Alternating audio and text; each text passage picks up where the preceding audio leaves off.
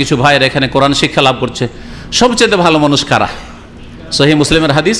আর সাহাবাই কেরামদের মধ্যে সবচেয়ে বেশি কোরআন তেলাওয়াত করতেন কোন ব্যক্তি জানেন? নবী সাল্লাল্লাহু আলাইহি ওয়াসাল্লামের দুই মেয়ের জামাই। এবার বলতে পারবেন তো?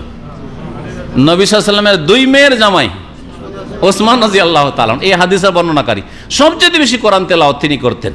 খায়রুকুম মান তাআল্লামাল কোরআন ওয়া আল্লামাহ। নবী সাল্লাল্লাহু আলাইহি ওয়াসাল্লাম বলেছেন, তোমার মধ্যে সবচেয়ে উত্তম ব্যক্তি, সবচেয়ে ভালো মানুষ ওই যে কি করে কোরআন শিখে, ছাত্র কোরআনের, আর না হলে শিখায়।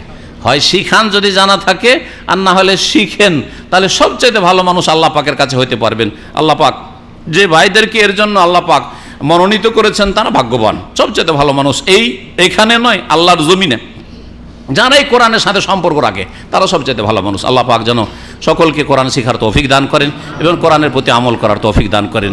কিন্তু এমন না হয় যে কোরআন শিখেছেন কিন্তু বেআমল।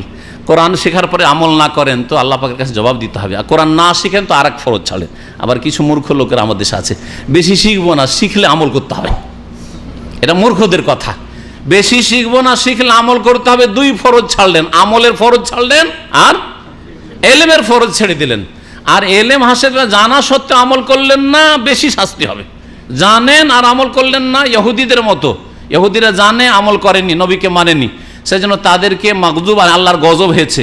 আর খ্রিস্টানরা যেহেতু জানতো না, অবুঝ আর মানেনি নবীকে, সেজন্য তাদেরকে আল্লাহ দল্লিন বলেছেন সূরা ফাতিহাতে।